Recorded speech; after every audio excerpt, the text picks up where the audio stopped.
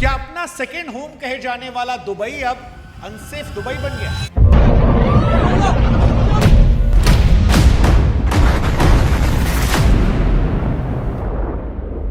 Israel America versus Iran की लड़ाई में जब खामनेई का कत्ल हुआ और फिर ईरान ने पलटवार किया, उसने दुनिया को हिला कर दिया और पहली बार दुबई ने डर महसूस किया।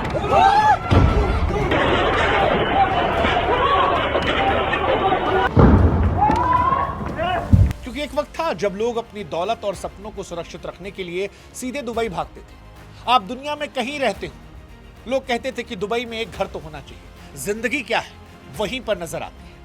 लेकिन जब दुबई के आसमान में मिसाइलों की चमक और धमाकों की गूंज आई तो यह सवाल उठा कि क्या दुनिया का सबसे सुरक्षित माने जाने वाला शहर अब युद्ध में फंस गया है? क्या वहां भी डर आ गया है? वो डर जो इन्वेस्टर्स को डरा रहा है, वो डर जो छात्रों को डरा रहा है, वो डर जिससे कलाकार, जिससे फनकार और जिससे तमाम क्रिकेटर्स डर रहे हैं। डरना चाहिए क्योंकि पाम जुमेरा जैसे वीवीआईपी इलाकों में मिसाइलों के मलबे मिले हैं। मिसाइलों के गूंजने की आवाज, आसमान में मिसाइलों का दिखना, यह सबको दिख रहा है। यह अलग बात है कि दुबई की सरकार ने सेंसरशिप लगा दी है। यह कहा है कि अगर कोई वीडियोस को वायरल करेगा तो जो वायरल करेगा उसे अफवाह फैलाने के नाम पर दुबई से हटा देंगे, उस पर लाखों डॉलर का जुर्माना ठोक देंगे। लेकिन सच यह भी है कि सेंसरशिप के बीच में भी वो सेलिब्रिटीज, वो अमीर लोग जो कल तक दुबई की शान को दिन रात इंस्टाग्राम पर पोस्ट करते थे, आज अपने अपने देश की सरकारों से हाथ जोड़कर कह रहे हैं कि साहब हम यहां फंस गए। चाहे वो जॉनी बेरिस्टो हो, चाहे वो भारत के तमाम एक्टर्स एक्ट्रेस हो, चाहे वो पीवी सिंधु हो, तमाम लोग हैं जो हाथ जोड़ रहे हैं, कह रहे हैं प्लीज हमें बुला लो। इनके घर वाले चिंतित हैं। अमीरों से ज्यादा चिंतित वो गरीब लोग हैं जो दुबई में काम करने गए थे, क्योंकि हिंदुस्तान के 35 लाख लोग ऐसे हैं जिनकी जान दुबई में अटकी है। और इसीलिए सवाल है कि भले ही वीडियोस ना आ रहे हो, लेकिन दुबई से जो ये डर निकल कर आ रहा है, क्या ये डराने वाला है? क्या दुबई भी अब पूरी तरह सेफ नहीं है?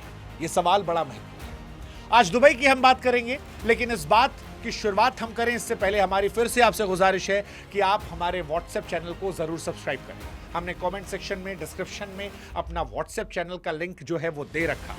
आप जुड़ेंगे, हमारी ताकत बढ़ेगी, हम आप तक वीडियोस पहुंचाएंगे। अब सवाल दुबई के सेफ अनसेफ होने को लेकर। देखिए, रिपोर्ट्स कहती हैं कि 28 फरवरी से जो हमला शुरू हुआ उसमें ईरान ने यूएई की तरफ सैकड़ों मिसाइलें ड्रोन दागे। दुबई का डिफेंस सिस्टम जो है वो मजबूत है। अमेरिका और इजराइल की मदद से 90 से ज्यादा हमलों को उसने हवा में ढेर कर दिया। लेकिन असली समस्या हवा में नष्ट हुई मिसाइलों के भारी भरकम मलबों को लेकर है, क्योंकि वो शहर के ऊपर गिर रहा है। पाम जुमेरा के फेराबोंट होटल के पास मलबा गिरने से आग लग गई, जिसे बाद में बुझाया गया। बुल अर्ज अरब होटल की बाहरी दीवारों के पास भी नुकसान दिखाई पड़ा।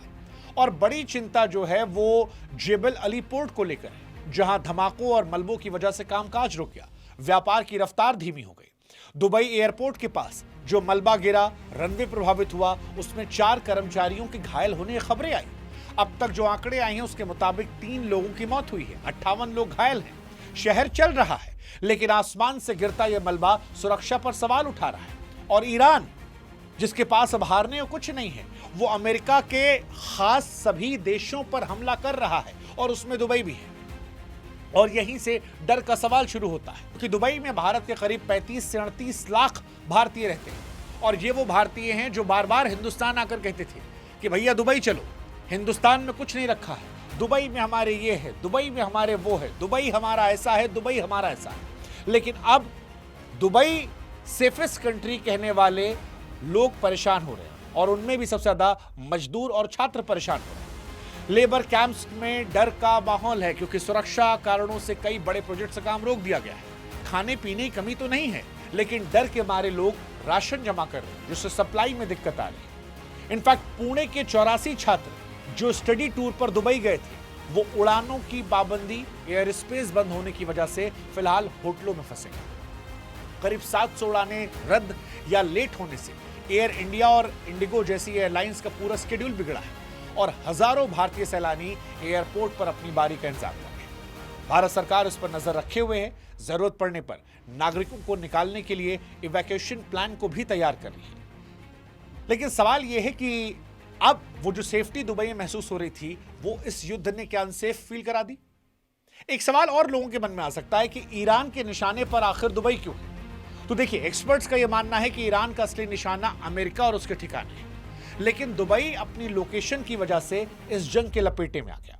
ईरान का यह तर्क है कि दुबई के पोर्ट और दूसरी आधुनिक सुविधाओं का इस्तेमाल अमेरिकी सेना जो है वो अपनी लॉजिस्टिक और खुफिया जानकारी के लिए करती है। ईरान ने साफ चेतावनी दी कि जो भी देश अमेरिका या इजराइल को रणनीतिक मदद देंगे वो खतरे में रहेगा।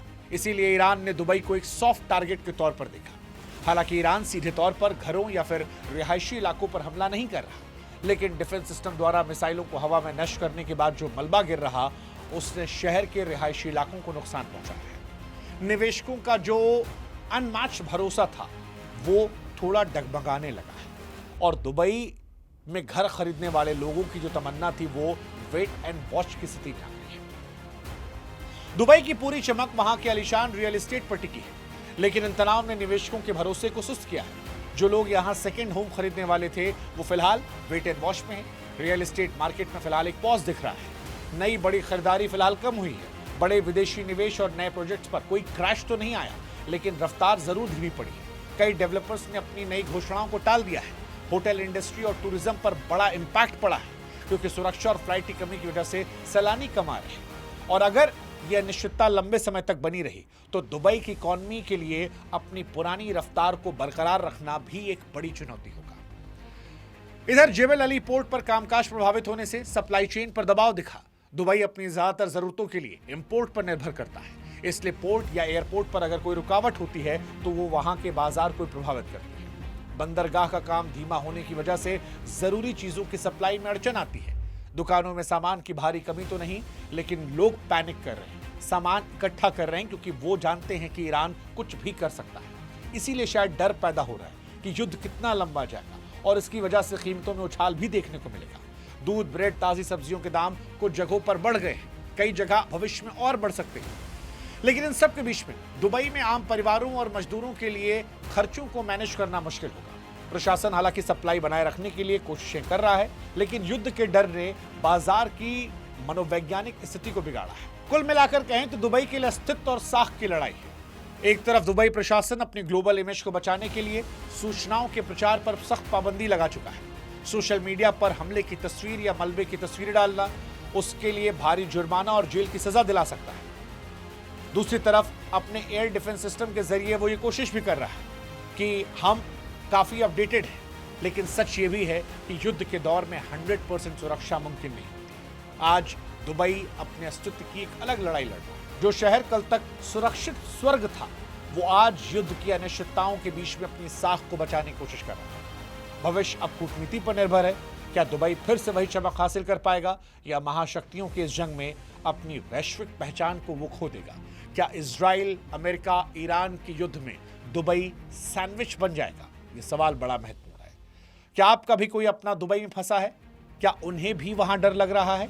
क्या वो खुलकर जो बात फोन पर आपसे कहते हैं वो बात वीडियोस के जरिए सोशल मीडिया पर डाल पा रहे हैं, या आप मान रहे हैं कि दुबई का पीआर और दुबई प्रशासन की सख्त चेतावनियों ने दुबई की खबरों को फिलहाल सेंसरशिप कर रखा है? कमेंट सेक्शन में अपना फर्स्ट हैंड एक्सपीरियंस बताएं और हमारे व्हाट्सएप चैनल से जरूर जुड़ें। नमस्कार।